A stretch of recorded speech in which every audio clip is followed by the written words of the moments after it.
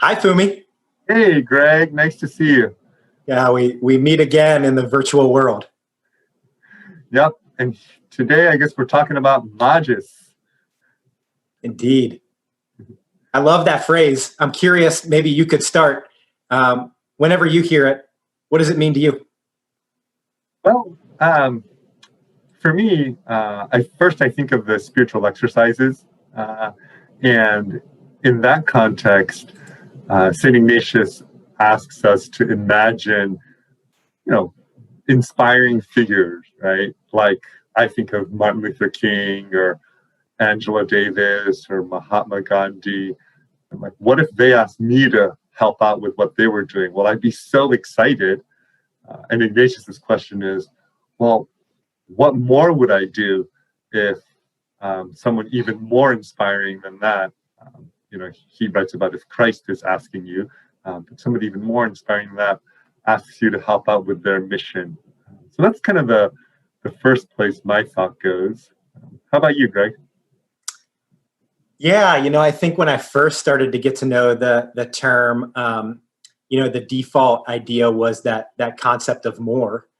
And yet I think it's more complex than just quantitatively more, right? And so for me, it's evolved to mean somehow a sense of deeper work, more in alignment with maybe the common good or my ultimate vocation in the world. So pursuing that is somehow tied for me to pursuing Magis.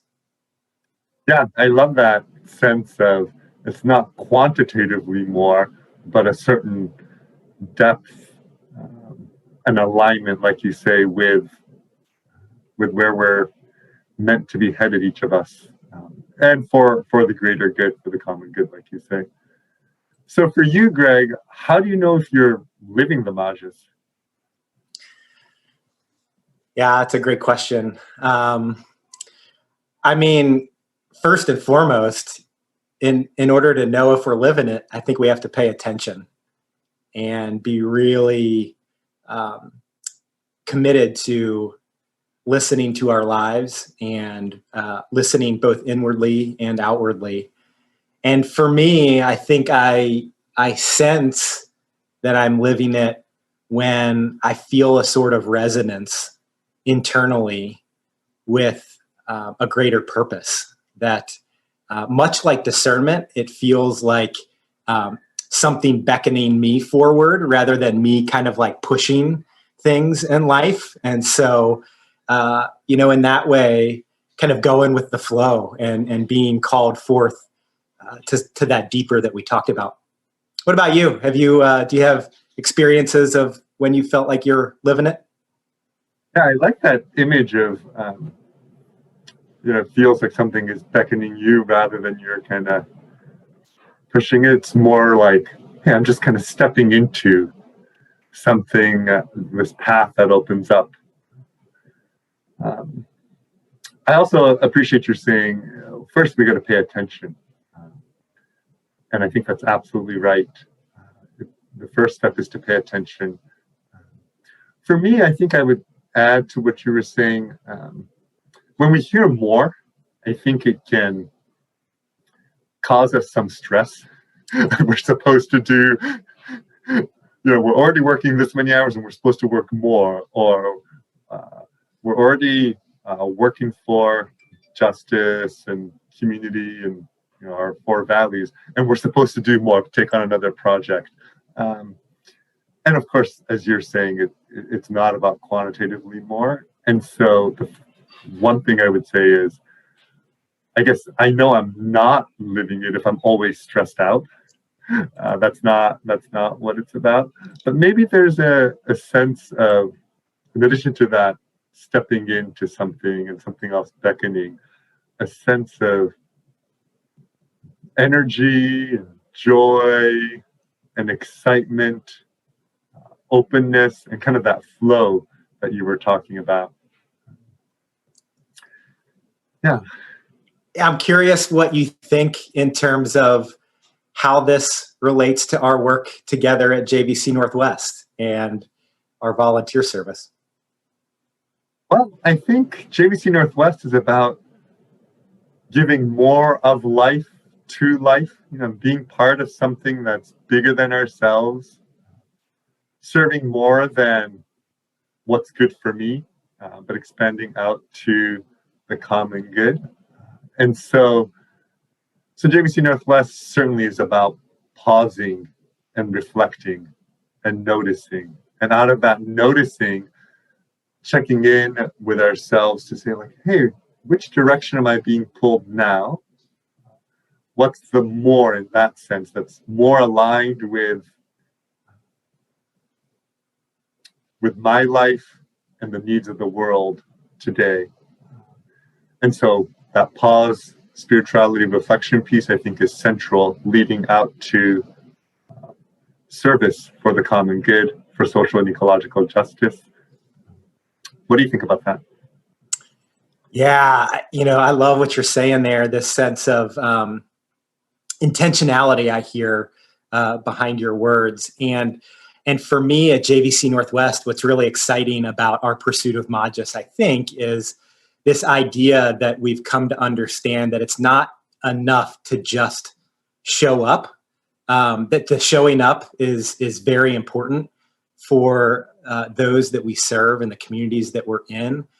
But we know now that we have to prepare for that, and we have to understand, we have to look into and understand the issues in the communities that we're serving, and we have to understand our own identities, no matter what that is, because those are always at play, and we're coming to understand that more and more in the way that power and privilege works in the world. And so for me, pursuing Magis right now at our organization is, how do we do that in a deeper way? How do we prepare ourselves for that act of service? Yes, that is intentional and good, but we have to do it in such a way where we understand some of those bigger dynamics and what's at play and what's at stake, and how can we show up in a way where we're a part of solution creating rather than maintaining status quo. I'm curious. I'm curious what you think in terms of, so you're director of recruitment and engagement. What do you think about reimagining Magis for your work with both recruits and FJVs? Great question.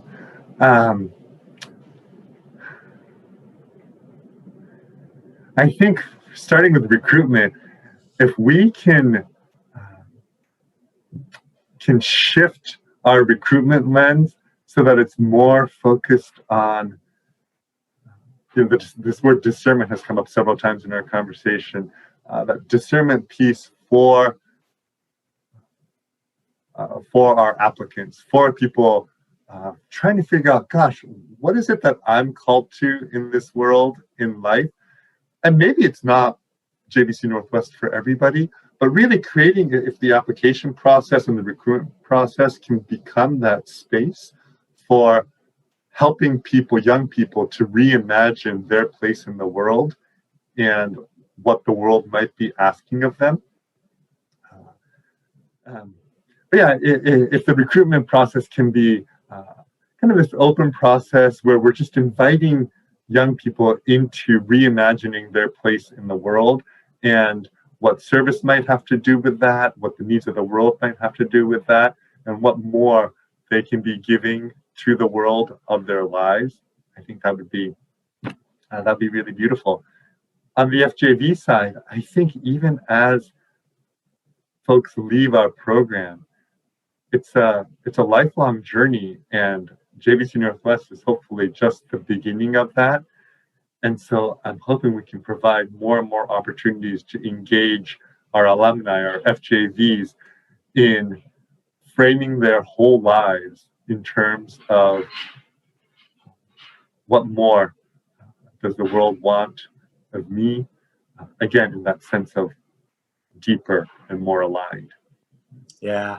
And you remind me too, thinking about that lifelong commitment, our JVE program, I think is a quintessential example of reimagining the Magis in life, and taking this idea that there's a further journey ahead for all of us, right? So we live the first half of our lives kind of setting down roots and building up this life that we cherish, and but ultimately we get to a generative point where we're called to another journey eventually. And so our JVE members, I think, are classic examples of how we are called to continually reevaluate and think about, what is mine to do? And in this further journey in my life, how can I live that sense of deeper vocation, that Magis in my own life? That's exactly right, I think. And what you're saying is reminding me of last night at the Advent prayer gathering when our JVE, Donna Knudsen, spoke about her experience first as a JV, and then where life took her, kind of in this moment of wanting to re-engage with the values coming across JVE and saying, yes, this is where I can now put my energy for the world after I've had this long career, also in service. So Greg, I'm curious, we're in the middle of this year-end giving campaign, Reimagine the Magis. And so for our supporters, how would you invite our supporters to reimagine the Magis right now? It's a great question. I think I can't tell people what that looks like for them, but I think in the spirit of this conversation, I just invite our supporters to be attentive to where they might be feeling something calling them forth in their lives. And that can look a lot of different ways and is unique to everyone. But when you quiet the noise in your life, what do you hear? What does that message sound like? Might it be simply asking us how you can help? Might it be a deep desire to be connected to current volunteers or young FJVs? Might it be some way of giving of your resources that would be new for you? But I do encourage, this sense of being attentive has come up multiple times when thinking about how we reimagine the Magis. And that's where I would start with our supporters is how can you find conversations or questions in the world, in your own communities that invite you to kind of pay attention. How about you? What would you say? Yeah, I think that's it. Begin by paying attention. I would phrase it particularly to where you're finding energy in life right now.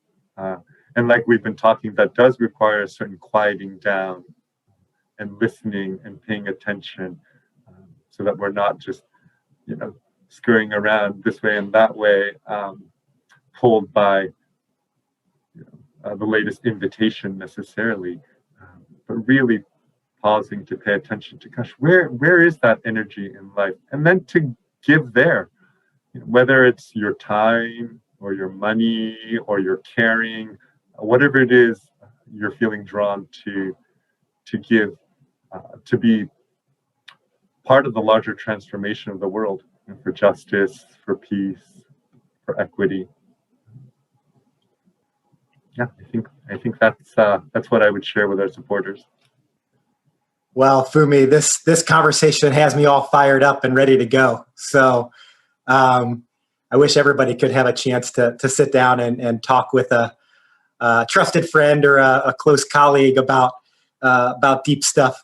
So thanks for this conversation. Yeah, thanks so much, Greg, for taking the time to chat about this. It's helping me to reimagine the Magis kind of going forward in my life, just even in the next few days and weeks, and where to put my energy. So thanks a lot. Okay. All right. I'll see you out there in the virtual world again someday soon. Yeah, take care.